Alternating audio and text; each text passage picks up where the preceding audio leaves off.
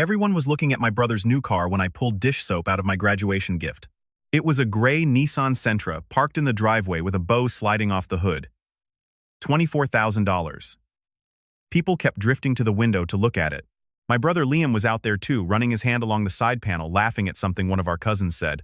I was standing by the couch holding an unwrapped box. Store-brand dish soap blue bottle sticky around the cap. A mop head still wrapped in plastic. A paper sleeve of drain-cleaning tablets. A bottle of multi-purpose spray. I set each one on the cushion beside me. Then I reached the bottom. A receipt face up. $47.13. I didn't hold it up. I just held it. And I made a decision right then that I didn't have the words for yet. My mom's voice came from somewhere across the room. She was smiling at someone else when she said it. You're always so practical, honey. We thought you'd find those useful. My name is Oliver. And for as long as I can remember, the word my family used to describe me was responsible. They said it like a compliment. I think they even meant it that way. I'm the older son by 5 years. Growing up, that meant something in our house, or at least I believed it did. When I was 19, working part-time at a grocery store, I noticed an electric bill sitting on the kitchen counter. Past due. Second notice. My parents hadn't mentioned it. I paid it without being asked. $280. It wiped out nearly everything I had saved that summer. I didn't think twice about it. I told myself that's what you do when you're part of a family. When college came around, I worked 25 hours a week at a shipping warehouse to cover my own tuition. Early mornings, before class. Late nights after. My parents were busy helping Liam get settled, and I figured that was fine. I graduated without debt and without any help. I was genuinely proud of that for a long time. I repeated it to myself like it meant something good about me. It was only later that I understood I had been trained to feel that pride because it was convenient for everyone else that I did. There was one moment, though, that I kept coming back to. The night I got my first real job offer. Actual salary. Actual benefits. My dad found me in the kitchen. He didn't make a big deal of it. He just shook my hand, looked at me and said, I always knew you'd figure it out. It wasn't much. It lasted maybe 10 seconds. But I held on to that handshake for years. I took it out when things got hard, when I felt like no one in that house actually registered that I existed. I used it as proof that my father saw me. I didn't understand what he actually meant by it until a lot later. Liam got his first car at 16. Our parents picked it out, paid for it, made an afternoon of it. I took the bus until I was 22, then saved enough for a used Honda Civic with 140,000 miles on the clock. I remember being proud of that car. His college was fully funded. No conversation, no conditions. Mine was mine to handle. Nobody announced that arrangement out loud. Nobody explained it. It was just assumed the way things get assumed in families when one kid gets everything handed to him on a silver platter and the other one is the one who can handle it. Oliver can handle it, they'd say. And they'd mean it warmly. For a long time I believed them. And then came the afternoon that changed things. The party started at 2. My parents had cleaned the house, put out food, invited cousins and a couple of family friends. Liam had graduated. That was real, and it was worth celebrating. I want to be clear about that. There was a wrapped gift on the side table with my name on it. I noticed it when I walked in. Box-shaped, carefully taped, sitting next to a bowl of chips like it was nothing. I almost left it. But that would have made things awkward, and I had spent most of my life trying not to make things awkward for this family. So I sat on the couch and I unwrapped it. Store-brand dish soap first. Blue bottle something, dried around the cap. Then a mop head still in its plastic sleeve. A paper sleeve of drain-cleaning tablets. A bottle of multi-purpose spray. I set each one on the cushion beside me, one at a time, like I was taking inventory. At the bottom of the box was a receipt. $47.13 face up. They hadn't thought to remove it. Or maybe they hadn't thought about it at all. I held it. I didn't show it to anyone. I just held it. And something settled into place in my chest, quiet and heavy. This wasn't an accident. This was a message. I just had to decide what I was going to do with it. Through the front window, I could see Liam in the driveway with 2 cousins. They were doing slow circles around the car, a gray Nissan Sentra 3 days old, with the bow sliding sideways off the hood. $24,000. My parents had talked about that car for a month before it arrived. The trim level, the color, how Liam really deserved something special for finishing school. I had finished school 2 years earlier. Nobody had brought that up. I found my mom near the kitchen doorway and kept my voice low. Is this everything I said, or? She didn't stop moving. She glanced at the box, then kept going. You're the practical one, Oliver. We thought you'd actually use those.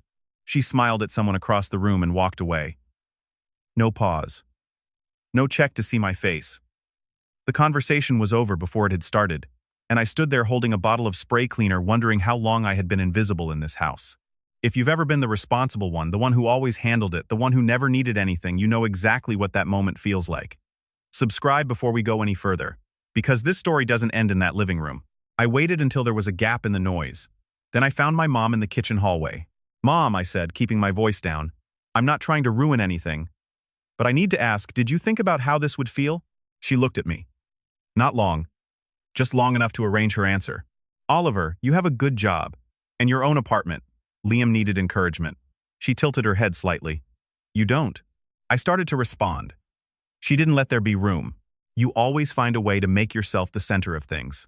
She said it quietly. No heat in it. That was what made it land the way it did. She wasn't angry at me.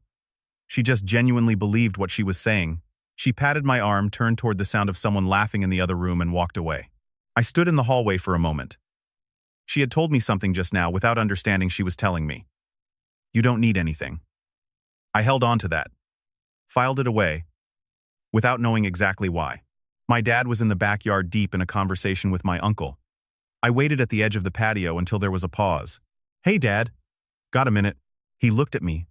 The way you look at someone when you already know what they want to say and have decided not to hear it. "This isn't the time, Oliver." He glanced back at my uncle. "It's your brother's day. That was all."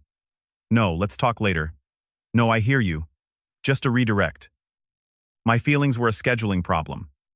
He turned back to the conversation, and I was standing on the patio by myself. I thought about the kitchen handshake. I always knew you'd figure it out. My dad had always said that like it was faith in me. Standing there, I was starting to think it might have been something closer to relief. Liam came back inside a few minutes later, still buzzing. He spotted me near the doorway and clapped me on the shoulder. "You're always so low maintenance, man." He was grinning. "That's literally your superpower." He meant it warmly. He was completely sincere. His eyes went to his phone before he even finished the sentence already. Texting someone about the car already half a room away in his head. I was an afterthought he'd passed on his way to the next thing. Low maintenance. Just another word for the same thing. My family had a whole vocabulary built around what I was responsible. Practical, low maintenance. Different words, same job description. Oliver handles it. Oliver doesn't need anything. Oliver is fine. I was starting to wonder if any of them had ever actually stopped to ask. I stepped out onto the front steps. Jake was already there, sitting with a drink that had gone warm, watching the driveway. He'd been at the party for 2 hours and spent most of it watching. He looked up when I sat down. "Dude, I'm up." I didn't say anything. "I've been watching your family for a long time, Oliver." He didn't say it dramatically. He said it like someone who had finally matched a name to something they'd been looking at for years. "I think I finally understand what they think of you." I looked at the car. The bow had slipped all the way off and was sitting on the concrete next to the front tire. Nobody had picked it up. "Yeah," I said. "I think I do too." I went back inside. The party was still going. Someone had put music on. Liam was on the couch with his phone out, showing cousins pictures of the car's interior. My mom was refilling drinks. My dad was laughing at something in the backyard. Everything was exactly as I had left it. I picked up the cleaning supplies box from the couch and carried it to the kitchen counter. I set it down neatly against the backsplash out of the way. I'm still not sure why I did that. Force of habit, maybe. I had spent a long time quietly cleaning up after this family. One more time, even on my way out the door. I said goodbye to 2 cousins near the entrance. They asked if I was leaving already. I told them I had an early morning. Then I walked to my car. I sat in the driveway for about 3 minutes. The music from inside was faint through the windows. Liam's bow was still lying on the concrete next to the front tire. Nobody had picked it up. I thought about going back in. I thought about what that would mean. I thought about doing it again next year, and the year after that, and every year after that. Same house, same couch, same box. Then I drove home. I didn't look in the rearview mirror. Jake called around 9 that evening. I answered on the 3rd ring. We didn't make it into a thing. Just 2 people on the phone after a long day. I told him I wasn't going back, not because of the cleaning supplies exactly, but because the cleaning supplies had finally said out loud what the family had always believed in private. "What do you need?" Jake asked. I thought about it for a second. Nothing, actually. That's the point. I never needed them. They needed me. He let that sit. I spent 10 years being the responsible one, I said. Tonight they made it official. Jake didn't try to fix anything after that. He just stayed on the line for a while. Sometimes that's all validation needs to be someone who heard it and didn't argue. I woke up the next morning to a missed call from my mom. I looked at it, then set my phone face down on the nightstand. I made coffee. Then I called my bank. For 3 years, I had been sending $200 a month to help my parents cover utilities. No ask, no thank you, just a transfer that happened every month because someone had to. The call took 5 minutes. The woman confirmed the cancellation and asked if there was anything else. I told her no, that was everything. I texted Jake a thumbs up. Then I went for a run. For the first time in a long time, the morning felt entirely like mine. The first thing I did was audit my life. Not dramatically. I just started paying attention to what I was actually providing and what I was getting in return. Liam's cell phone line had been on my account for 2 years, $55 a month. He'd asked me to add him when his old provider dropped him, said it would be just for a month. That was 24 months ago. I called the carrier and removed the line. The rep asked if there was anything else I needed. There wasn't. I stopped answering when my parents asked to borrow my car. I let my mother's Sunday dinner invitations go unanswered. None of this was announced. No message, no statement. I just stopped. And the silence where my support used to be said everything I hadn't. 3 days after the party, my mother texted, "Hey, haven't heard from you. Hope you're good." 3 days later, everything okay. A week in, "I don't know why you're being like this." Then "You're acting like a child, Oliver." Then at the end of week 2, "I don't understand what I did wrong." 14 texts over 14 days. 2 voicemails from my dad. Both brief, both ending with some version of "call me when you get a chance." 0 messages from Liam. I read every single one. I noticed they arrived mostly after 10 at night, which told me something about when the quiet got too loud for my mother to sit with. I noticed the arc of them from casual to hurt, to dismissive to pleading, without one message stopping to ask whether the gift had been wrong. Not one. Every text was about her discomfort with my silence. None of them were about me. I didn't respond to any of them. That was the first time in my adult life I hadn't performed being fine for someone else's benefit. My father called on a Tuesday evening. I answered, which surprised us both. "Your mother is upset," he said. "I know," I said. A pause.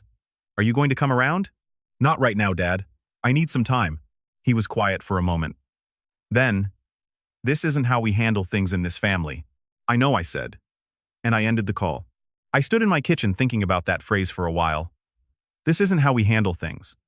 What I understood standing there was that I finally did know exactly how this family handled things.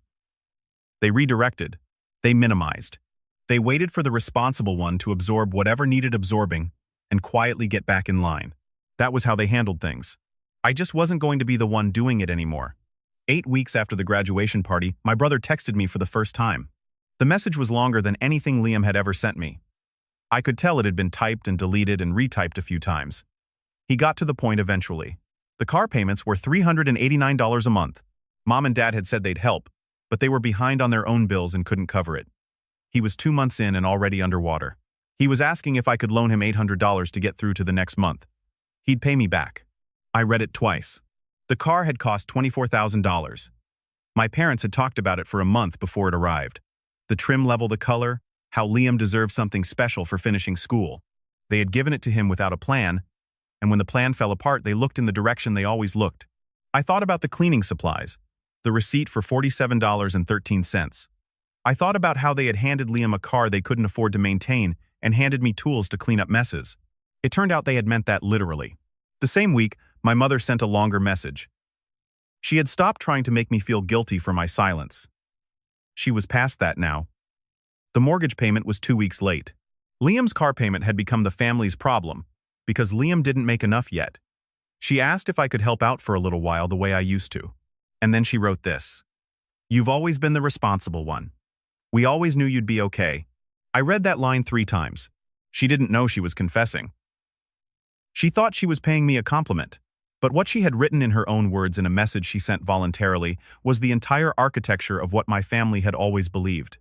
"You'll be okay," which meant we don't have to worry about you, which meant you're not who we're for. She had just handed me the clearest receipt of all, and she didn't even know she was holding it. My dad's message came in at 11:42 on a Wednesday night. "I know we haven't handled things well. I'm sorry things have been hard. We could really use your help right now. I hope you'll consider coming back around. I sat with that one longer than the others. He was trying. I knew that. But the apology and the ask were in the same message, and I don't think he understood that they couldn't do both at once. And I thought about the handshake in the kitchen the night I got my first job offer. I always knew you'd figure it out. He'd always been right about that. He just never once stopped to ask whether it was fair to count on it. I typed a message. I read it back once. Then I sent it to all three of them. I've spent a long time being the responsible one. I hope you find what you need. But I'm not the backup plan anymore. I put my phone in my desk drawer. Then I went to work. I didn't check it until noon. I heard about what happened through Jake in pieces over a few months. Liam kept the car for about 4 months after the party. Then the payments caught up with him. He sold it back to the dealer at a loss and bought a used sedan for $8,000, the kind of car I had been driving at 22. My parents took out a second mortgage to cover the difference between what the car sold for and what they still owed, plus their own deferred bills. I want to be clear about something. Nobody went without food. Nobody lost their home. This isn't a story about a family destroyed. It's a story about a family that had to figure out what happened when the person who had always quietly absorbed the shortfall stopped doing it. The math was always going to catch up with them eventually. I just wasn't there to keep running it for them anymore. Liam texted a few months after everything had settled. It was part apology, genuine enough, I think, and part an invitation to grab lunch, sometime reconnect. Let things go back to normal. That last phrase was doing a lot of work in that message. I read it a couple of times. I didn't respond. My mother sent a birthday card. Handwritten note inside her familiar looped cursive. She said she missed me. She hoped I'd come around when I was ready. The door was always open. There was no mention of the gift, no mention of the cleaning supplies or the car, or the months of unanswered texts, or the message I'd sent to the group chat. Nothing. It was as though if she didn't name any of it, we could simply navigate around it and end up back where we started. I recognized that reflex immediately. It was the same one that had started all of this, the belief that something unnamed is something that didn't happen. She hadn't learned anything, and she had no idea she hadn't. I put the card in a drawer. A few weeks later, I was cleaning my apartment on a Saturday morning. Vacuuming, wiping down the counters, doing the bathroom. I reached under the sink for my spray bottle and stopped. Different brand, different color. But for just a moment, I held it the same way I had held the one from the box that afternoon. Same weight in my hand. Same shape. I used to think the cleaning supplies were the insult. Standing there on a Saturday morning, I finally understood something else. They weren't the insult. They were just the most honest thing my family had ever said to me. I sprayed the counter and kept going. It's been several months since the graduation party. Here's where things stand. My savings account has grown by about $1,400 since that afternoon. The monthly bank transfer, I canceled Liam's phone line. I removed the miscellaneous costs I had been quietly absorbing for years, all redirected back to me. I got a small promotion at work. Nothing dramatic. Just something I had been building toward that finally had room to land without someone else's crisis taking up the space. Jake and I took a weekend trip first, real one I'd had in 3 years. We drove up the coast, stayed somewhere small, ate well, came back Sunday evening. Nothing I'd write home about. Which is exactly the point. It was just mine start to finish. My mornings are quiet now. Good coffee, no missed calls, piling up, no emergency already. Waiting before I'd had a chance to wake up. My apartment is clean, not because I'm hiding from anything, just because I like it that way. My dad was right about one thing. I always do figure it out. He told me that in the kitchen the night I got my first job offer with a handshake I carried around for years like proof that someone in that house actually saw me. It took me a long time to understand that figuring it out for myself was the version I was supposed to be doing all along. For 15 years I was the responsible one. I covered the shortfalls, absorbed the crises, kept things running while my brother received everything handed to him on a silver platter, the car, the funded college, the bow on the hood. And when I opened my graduation gift and found cleaning supplies, I thought for a moment that it was the cruelest thing they could have done. Now I understand it was just the most honest. I was their backup plan. Their crutch. The cleaning supplies were the clearest message my family ever sent me, and they sent it without knowing they were sending anything at all. But here's where I landed. I'm still the responsible one. I just decided to be responsible for my own life. If this story hit home, you already know what to do. Drop a comment below, share it with someone who needs to hear it, and subscribe if you haven't already. There are a lot more stories where this one came from.